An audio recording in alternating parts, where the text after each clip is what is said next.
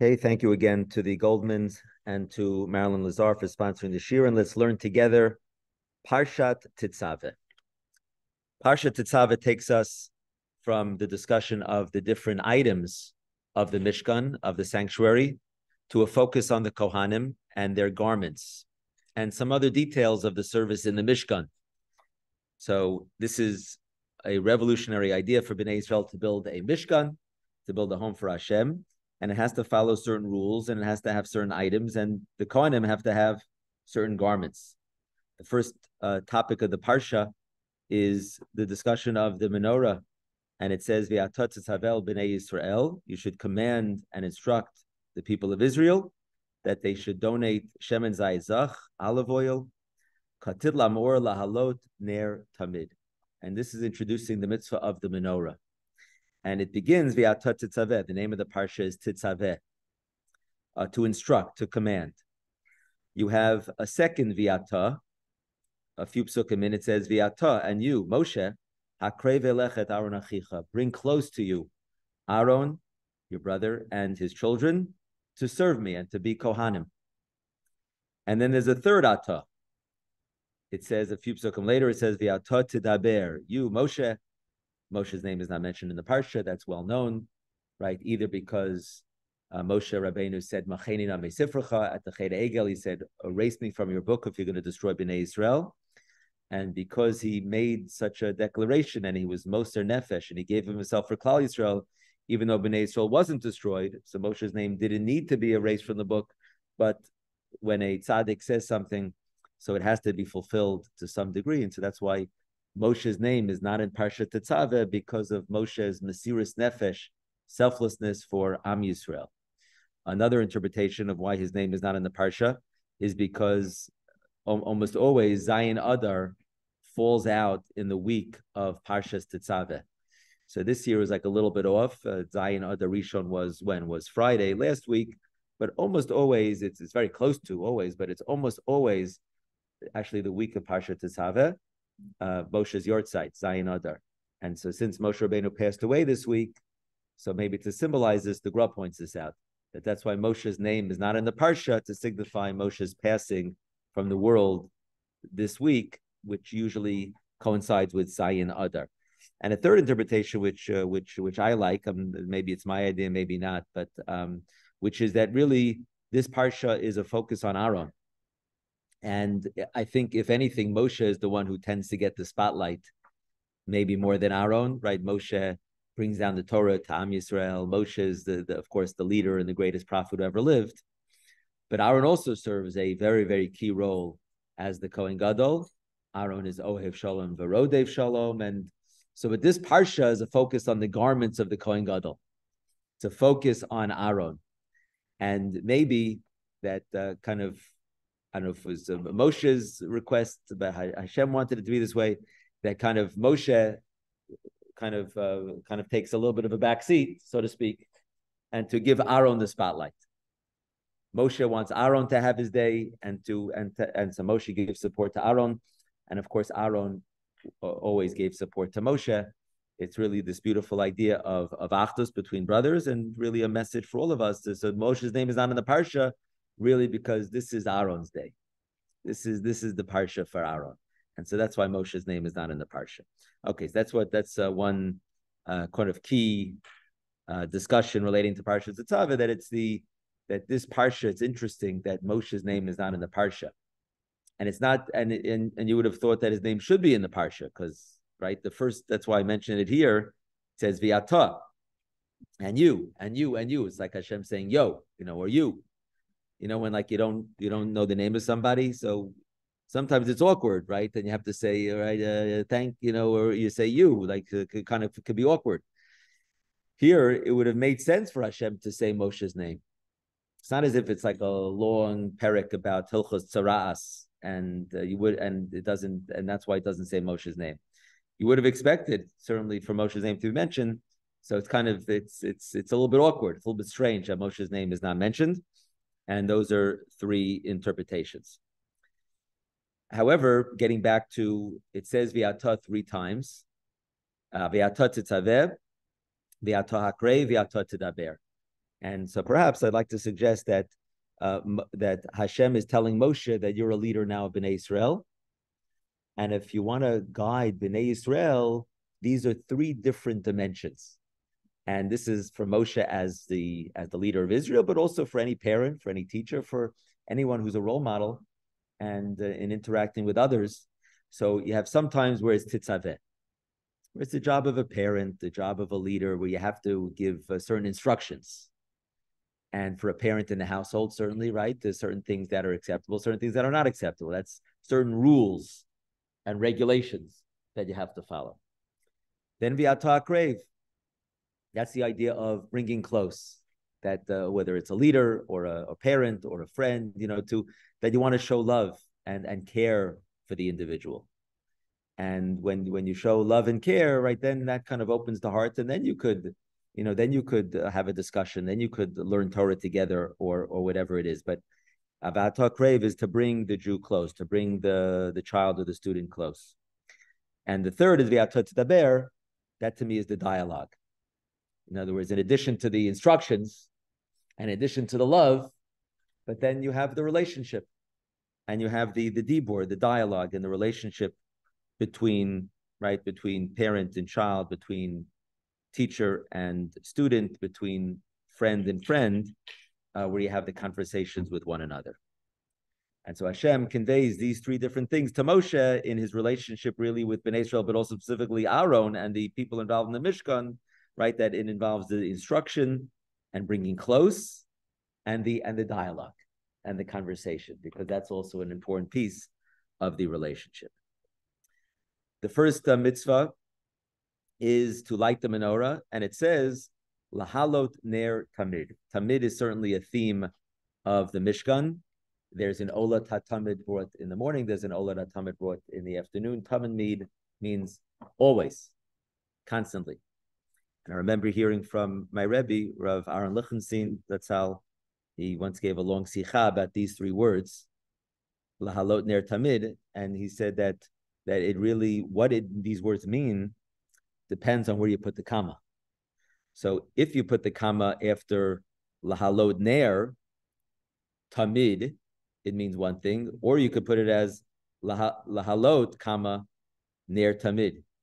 So lahalot ner, you should always light the flame, always, right? That you should always try to light that spark. You should try to try to take it up a notch, and or if it's, let's say, a relationship, right? To try to bring a spark and to do something special and to try to raise it up a level and to go on a trip together, or you get a present, or you have a celebration. So that's lahalot ner is to light that spark, whether with relationships. Here is talking about the menorah and our relation with Hashem. That specifically in our avodas Hashem, to try to constantly light that spark. But the other way to read these words, and it kind of complements the first way, is lahalot kama ner tamid, which is to light and to put an effort to light a consistent flame. And so it's not just those sparks and the special occasions that are important, but it's to try to cultivate a personality and to try to live a Judaism that's consistent, that's constant. So, and it's both meanings in these three words, which is lahalot ner tamid, to always light that spark, but to try lahalot kama a ner tamid, to not just have the special occasions and the sparks, but to try to develop a certain consistency, a certain routine, a certain way of going about things, where you daven every day, where you learn every day, where you have chesed in your schedule, where you, of course, live with ethics and morality every single day, and with mitzvot. So it's that constancy, but also to constantly try to elevate it. And this idea of tamid comes up very often in these parshiot, right? Like the menorah has to be lit tamid, the ketoret, the incense, has to be brought tamid, always. And then also we have like the lechem hapanim, right? The bread has to be always on the table. And interestingly, we don't have the tamid We don't have the Oladat Tamid now, that's brought in the morning and brought in the afternoon, but we have the Tfilot. Shachar is patterned after the morning Tamid, and the Mincha is patterned after the afternoon Tamid. But also, we don't have the Karbanot now, but the Ramah, interestingly, in Hilchot Orach Chaim, Moshe Isserlis in Hilchot Orach Chaim, he begins with a Tamid and he ends with a Tamid. Did you know that? Is, I think, pretty much almost like the first words of the Ramah in the first chapter, first siman of Shulchan Aruch and Hilchot Orach Chaim. He says that a person should always live, a Jew should always live Shiviti Hashem Lenegdi Tamid, that you should always live with the presence of Hashem constantly, Tamid, constantly in front of you. And then at the very, very end of Hilchot Orach Chaim, and this is relevant for this year, where we have two Adars. So when we have two Adars, which is the real Adar? Well, the real Adar, please stand up. We celebrate Purim in the second Adar. And Sephardic practice follows the Mechaber, that really the second Adar is the one which you, let's say, if a person is observing a yortzeit, so if the parent passed away in an Adar Rishon, let's say a parent passed away when there was two Adars. So if the parent passed away in Adar Rishon, then the yortzeit is Adar Rishon. If the parent passed away in Adar Sheni, then the yortzeit is going to be Adar Sheni. And in a regular Adar, of course, it's Adar. But what happens if in most years it's not the two Adars, it's one Adar. So what happens if a parent passed away in a regular Adar? So and now you have, and then this year it's two Adars. It's a double Adar. So when is the yortzeit observed? So one opinion is that you see from Purim that we connect Purim to Pesach, Mispach Gula Lugula, and so maybe also yortzeits and things of that nature should be observed in the second Adar. And the Ramosha Isserlis, an Ashkenazic practice is that you see that that because of Geula Lagula, that Purim is observed in the second Adar because we want to connect the redemption of Purim to the redemption of Pesach. But for other things like a yortzeit, so then you observe that in the first Adar. So Sfardim focus on the second Adar, and Ashkenazim highlight, when it comes to yortzeit, the first Adar, and that the yortzeit is observed in the first Adar. And the Ramah does end and says that, but it's, you know what, to cover all your bases, you should observe the yortzeit in the first Adar, and also you should be stringent to keep some elements in the second Adar as well. So that's what I tell for Ashkenazim. For Sfardim, they keep the second Adar. For Ashkenazim, again, it's if the parent passed away in a regular Adar, and now it's two Adars. So for Ashkenazim, the main yortzeit is the first Adar. And let's say if it's a man who's leading the Yamud, so then his rights to lead the davening is in the first Adar. But and that's when he should get an aliyah, or maybe say the Haftorah, whatever the case may be. But in the second Adar also, right, based on the Ramah, that the person should say Kaddish. He doesn't want to have rights to the Amud, but doesn't need to get an Aliyah, but it's good for him to say Kaddish, and he could light the candle again, right, to observe that month as well. So the Ramah asks, okay, you have two Adars.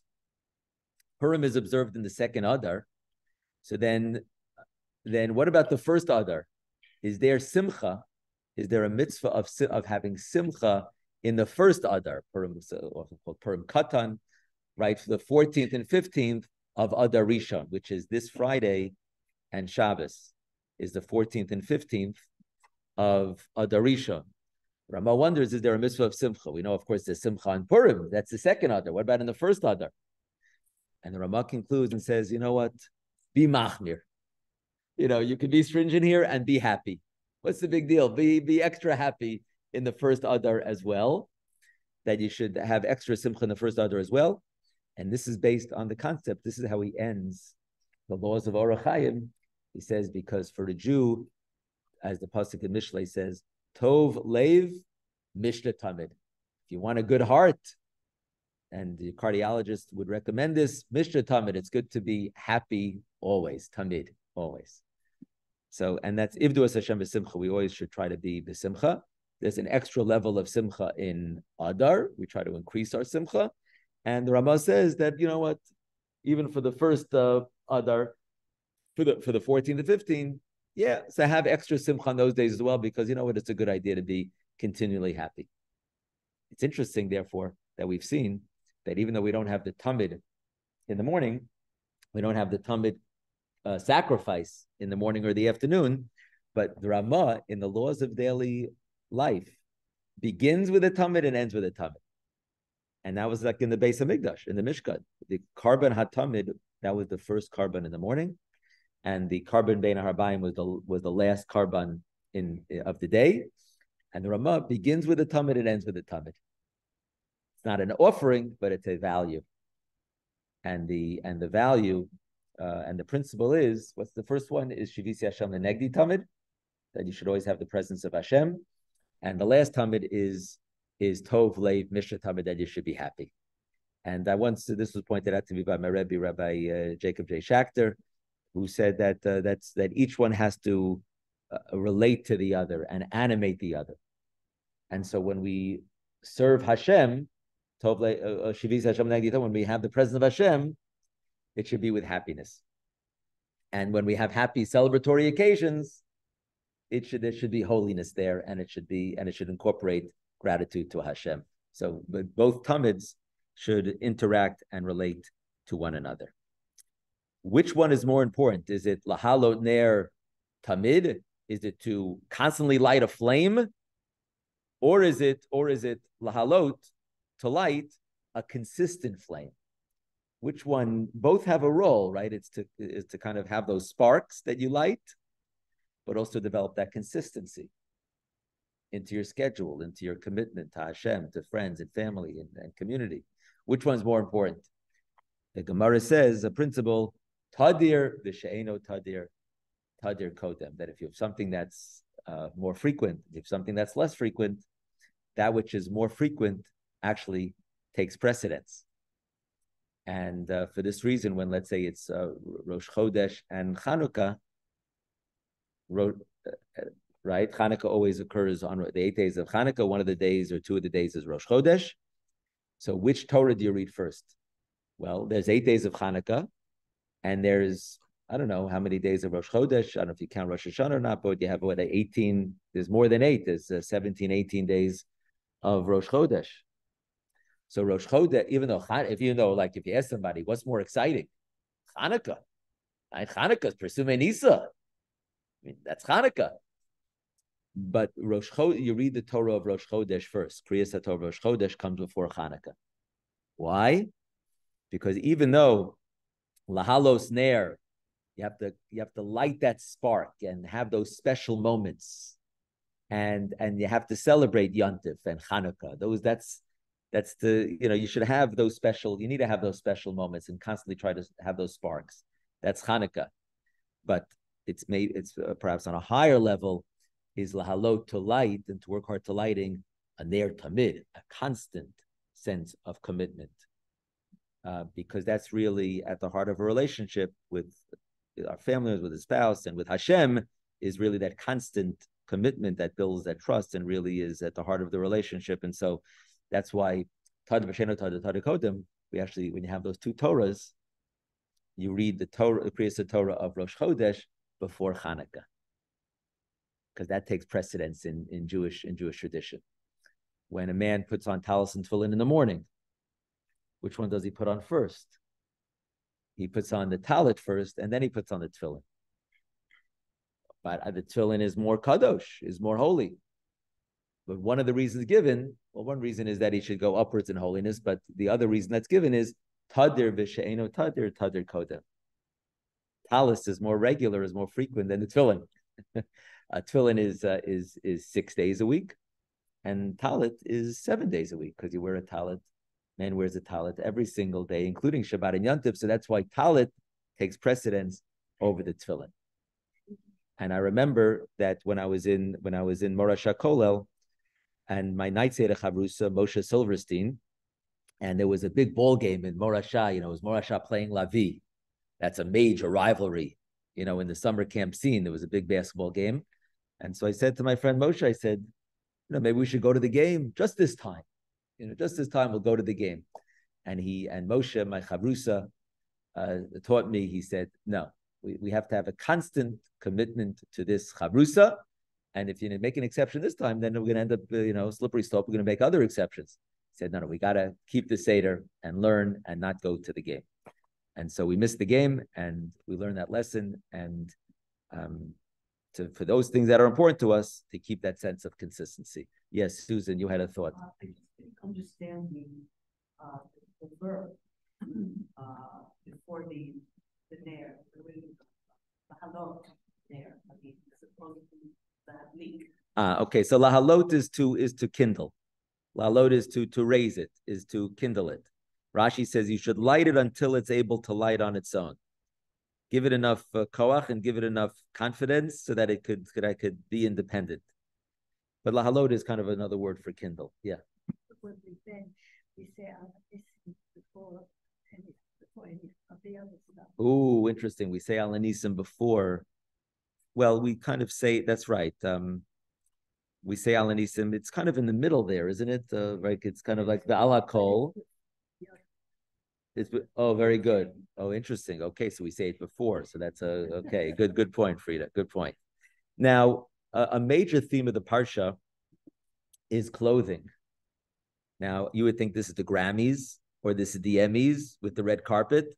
And this is interesting that the Torah places a lot of emphasis about the clothing. There are these graphic descriptions of all the 8 garments of the Kohen Gadol and the 4 garments of all the other Kohanim. Various materials needed to be used, exact dimensions needed to be followed for all the garments. And the question is, why do we really care so much about these garments? Why is there so much emphasis in the Parsha? You would think that this is not a Jewish concept to worry so much about clothing. The pasuk says that in pasuk bet, around a few psukim in there, it says v'asisa bigdei kodesh li'aron achicha lechavod ulesefaras, that you should make these vestments of sanctity for Aaron, your brother, for the Kohen Gadol, and also for the other Kohanim, for kavod and tifaras, for glory and splendor.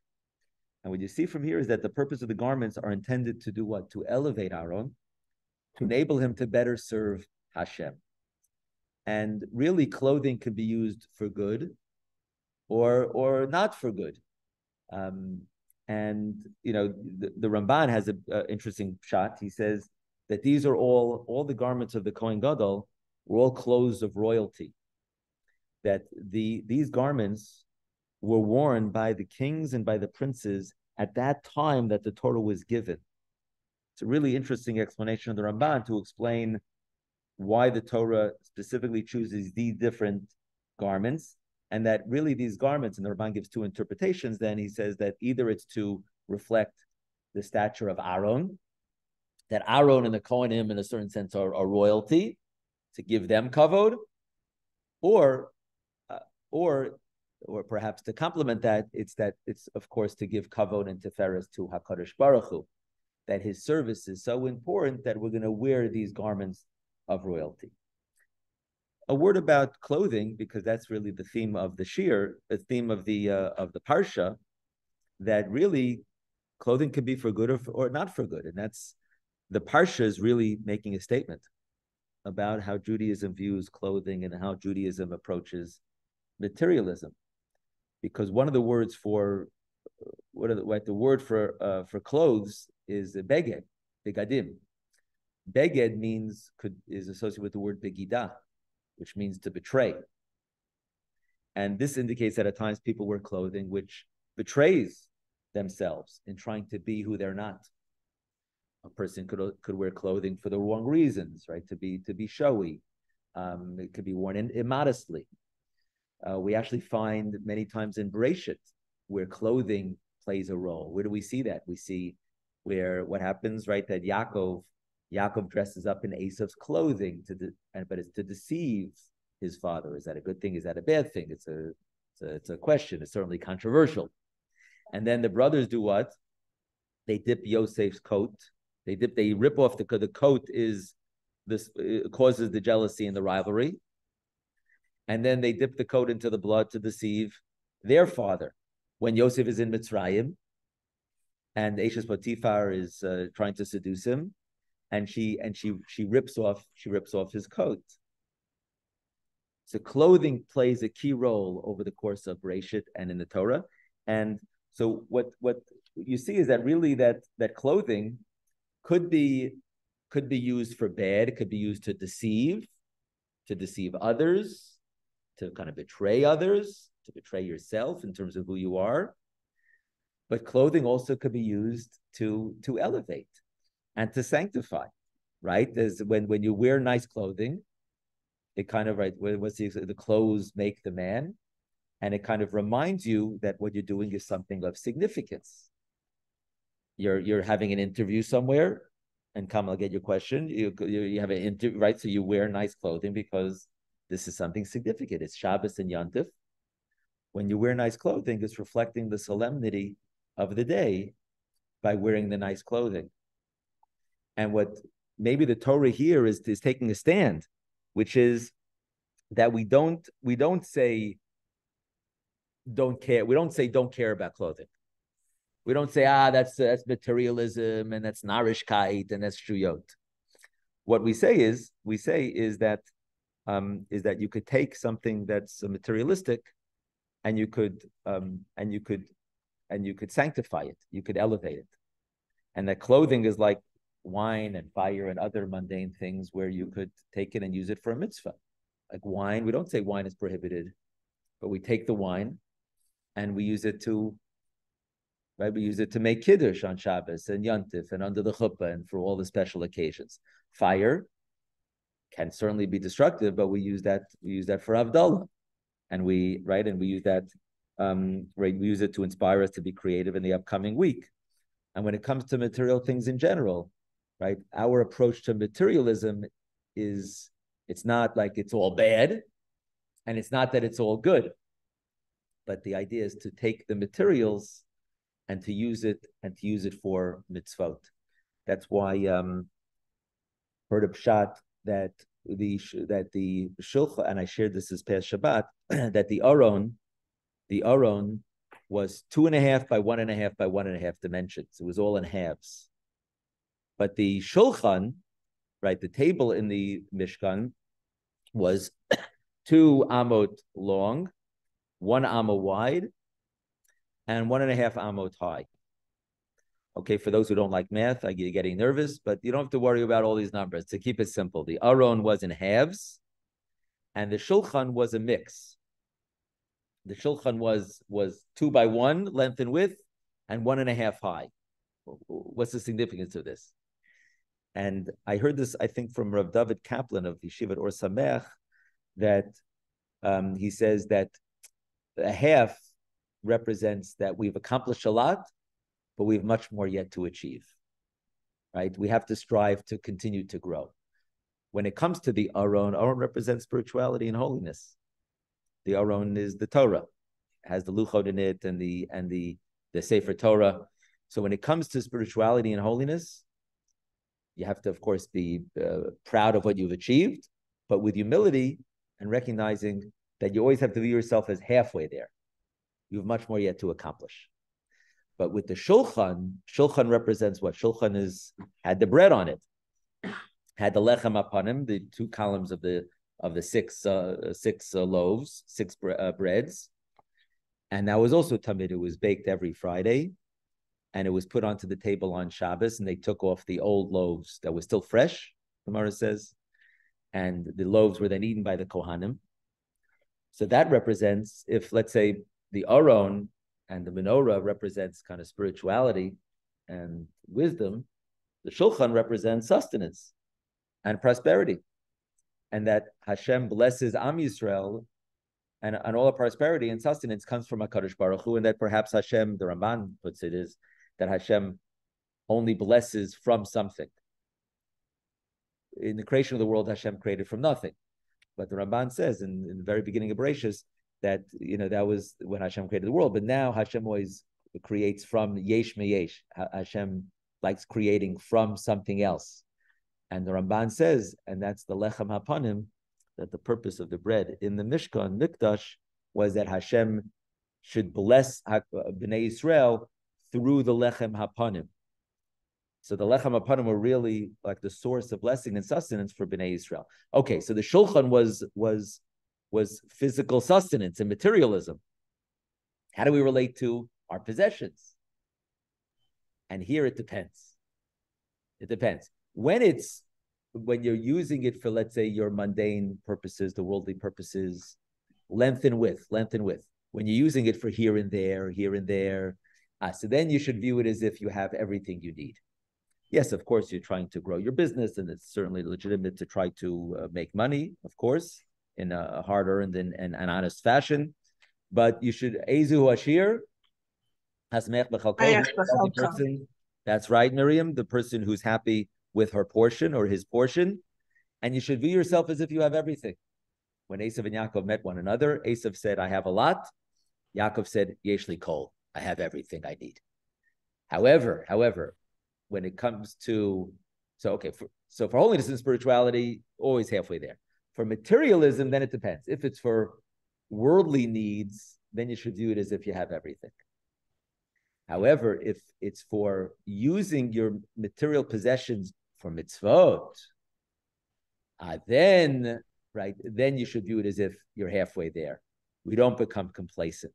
You can't have fatigue. You can't get complacent. You have to view it as if you're only halfway there, and you have to do more, because when you're taking your assets and using them for your values, taking your assets, we're guardians over our assets, which we've received from Hashem, of course, with partnership with our work. And we have to take the resources that we have and utilize it for constructive purposes, and to share it with others, and to give and to give again, and to give a third time. The Dubner Maggid shares, there's a story about the Dubner Maggid, where this is in the book about the Dubner Maggid and the parables, but this is told as a story that happened when the Dubner Maggid went to collect money. And this wealthy man was separating between the silver coins and the gold coins. And he gave the Dubner Maggid a silver coin.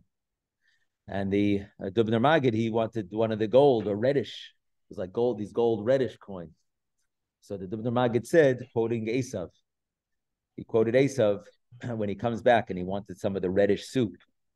So Esav says to Yaakov, Haliteni na min ha'adom hazeh. Can you give me some of that red stuff? That's what the Dubner Maggid said to this man.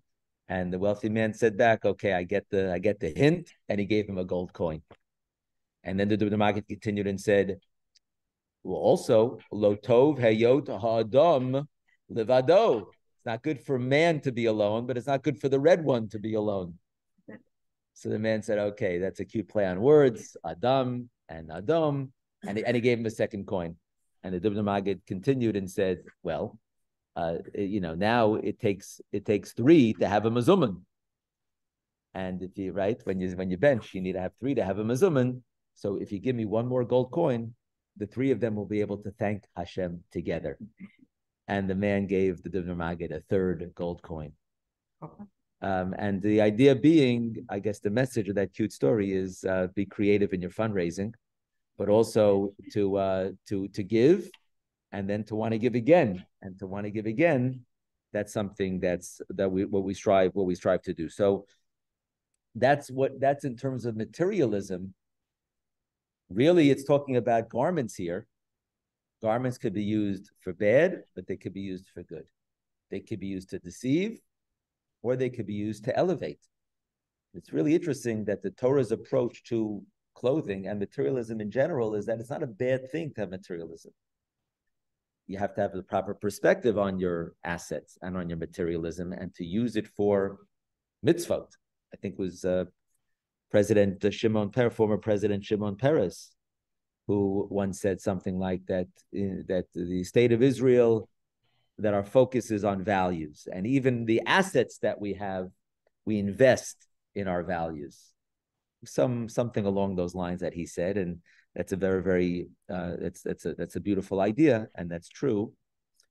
And so that's with regards to material, and that's regards to clothing as well. We say, yeah, wear the clothing, but wear it in a respectful, dignified fashion. And certainly wear beautiful clothing on Shabbos and Yantif and for special occasions.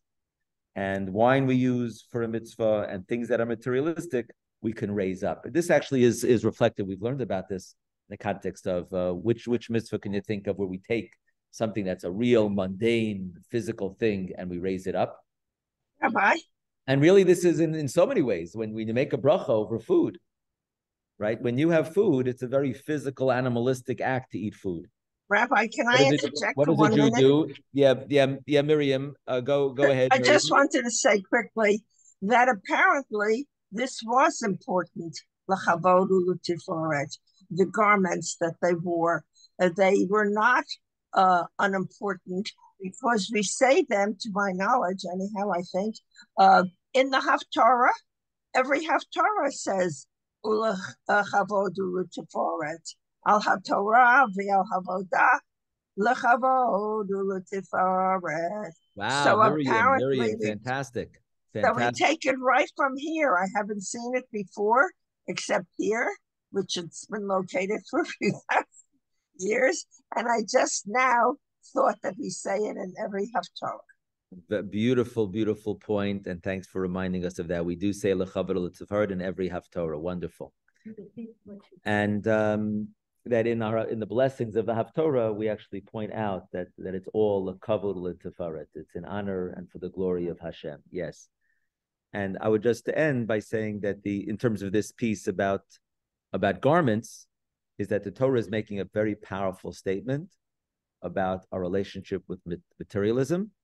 And that's what I was saying, when we make a bracha on food, you're taking this physical animalistic act, and by saying a bracha on it, and by having only kosher food, right? So you're only having shechita on the animal, right? You only eat an animal if it was shechted, right? So that shows that that the shechita is you don't want to have any of the blood.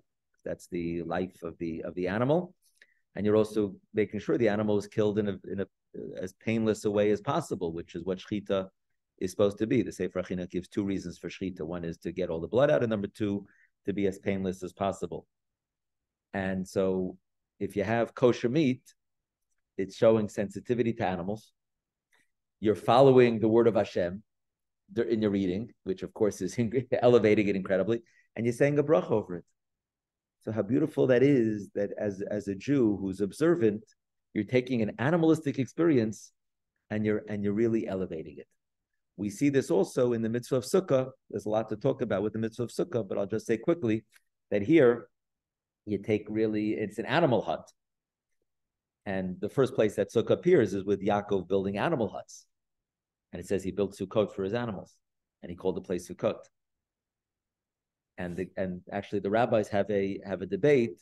When we build a sukkah today, is it sukkot mamish? Is it actual huts that the Jewish people lived in the wilderness? Or is it Ananei HaKavod? Are they clouds of glory? There's two opinions. Who's right? Are they both right? How are they both right? Maybe in a certain sense they are both right. Because it depends on what you make of it.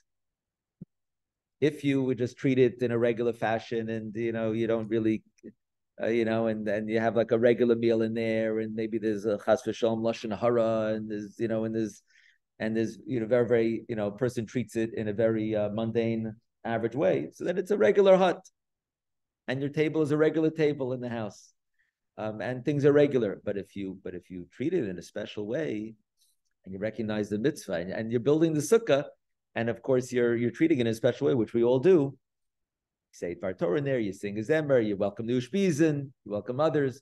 Then you transform it into a cloud of glory. We have that capacity to take something average and mundane and elevate it and make it into an object of a mitzvah. It's a tremendous, tremendous capacity that we have, and that's shown in the mitzvah of sukkah. It's shown in when we make a bracha over a food, and it's shown with wine, and it's shown with clothing in this parsha, which is that the Torah is giving us a real, real powerful, powerful concept in terms of relating to clothing and materialism in general. At the end of the parsha, it speaks about the ketoret, and I wanted to share a thought about the ketoret. The ketoret, the incense, had actually a whole elaborate recipe of 11 different ingredients. So you have it on page 482. It talks about the altar of the ketoret, and it had to be brought in the morning and also in the evening. And the ketoret had, as I said, 11 different spices, and he would offer the mixture twice a day on this altar that's spoken about at the end of the parsha, and he would place the Kohen would place the Ketoret spices on the coals. It would produce this cloud, symbolizing perhaps that the cloud rested on Har Sinai. Now, with regards to the ingredients in the Ketoret, so one perhaps paradoxical element of the Ketoret was that it had an ingredient called the chelbana. The chelbana was a foul-smelling ingredient. And in the Gemara, so the question is asked, well-known question, some of you heard it, which is, basically why would they include this foul-smelling ingredient in the Ketoret? And one of the rabbis says that you see from here that any fast day that doesn't include the Rishayim of Bnei Yisrael, any fast day that doesn't include the Rishayim, however you define Rishayim, so then, or actually it says, Kol Tanit She'ein Bo Miposhe Yisrael. Any Tanit that doesn't have the sinners of Israel is not a fast day.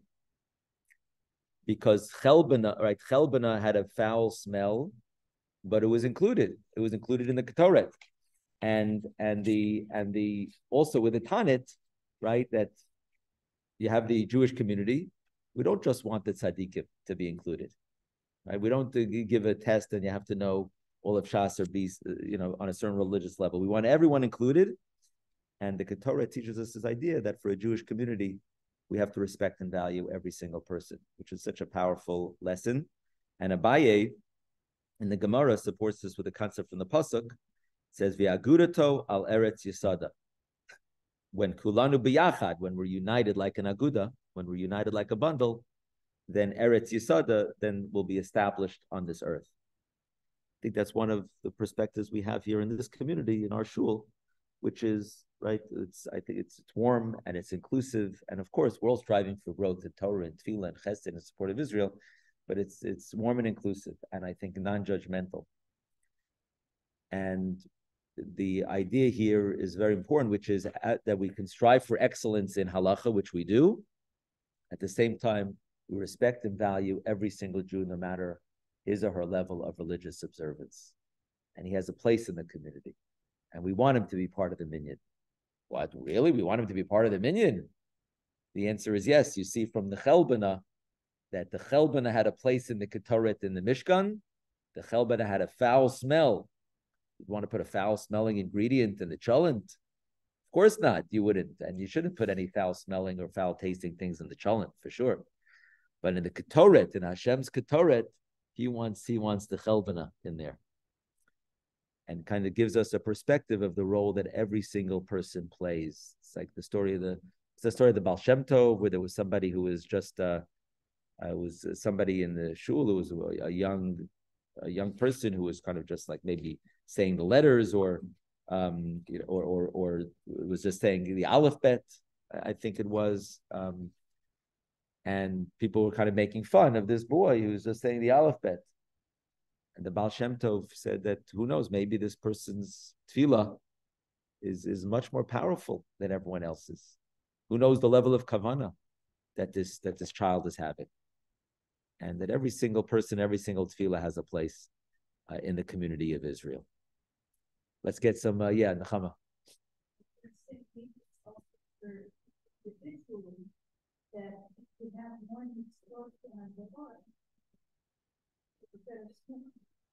If you, that's right. If you have more mitzvot than avirot, then so 10 versus 1, right? Very nice. Human being is a mixture of the mitzvot and avirot, but you hope it's like a 10-1. That'd be good if it was a 10-1 ratio. Would be very, very good. So here we continue. Yeah, Linda. A couple of things I'm thinking of.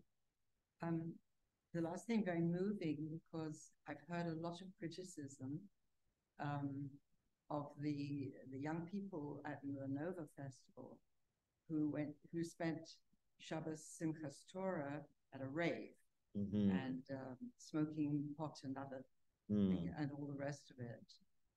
And from what you're saying here is that this criticism is really unkind, because they are also part of our people. Yes. They're also included, and amongst them, they're probably very spiritual people as well. struggling. I think it's. I agree with you 100. I think it's. I'm surprised to hear it. I think it's unkind to criticize the people at the Nova Festival who were killed, or they were killed or not. And those who escaped and managed to survive. But to criticize them, I think, is unkind, is insensitive. It's wrong. And for all we know, they could be. We all know, of course, that you have to observe Shabbos and Yom Tov. We all know that you don't we don't usually go to a musical festival on Shabbos. We know that. I think to even say it and criticize when people were killed is totally insensitive and wrong and out of place, and it shouldn't be said. And for all we know, they could be on a higher level. That's right. They could be more spiritual and holier than others. For all we know. Else that I wanted to go back on. Yeah. When you were talking about giving. And I found that very moving as well, because there's a story by Agnon, where Agnon he leaves shul in the evening and after Havdalah, and he's got all of these candies in his pocket because they weren't children since the place was destroyed. So he had all these candies in his pocket, but he went to visit some people where there was a child, and he wanted to give them. So he gave all of these candies to the child, but he went by the house, and the child gives one to each one family. He gives two back to Agnon, calling him Agnon in the story. And his mother says, "Why did you give it to him? He just gave it to you." He said, "Well, number one, now he has got one also. Okay. And the other one is now he has an extra one that he can give to others." The whole idea of the giving, of the mitzvah of giving, and paying it forward. Illuminated it before. Very nice. Talking about that. Very, very nice. Thank you, Linda, for sharing. That's so interesting. Giving and paying it forward to enable others to give also. Okay, wonderful. So thank you all so much for learning together with us. And you see again from the Mishkan, just the notion of the always keeping in our lives, keeping that sense of wonder, to light that spark, but to also build that sense of commitment. We see that that's not only in spiritual matters, but also in material matters, that we could raise up and serve HaKadosh Baruch Hu with material matters, and that every single person, whether it's in terms of the special occasions or the consistent commitment in spiritual matters, material matters, to respect and include every single Jew, because we have to be ba'achdus, we have to support one another, and every single Jew has their role in our community, and every single Jew serves and could grow in his relationship to HaKadosh Baruch Hu. So thank you all so much. Thanks for learning together, and wish you Shavua Tov. Shavua Tov. Thank you. Thank you, Rabbi.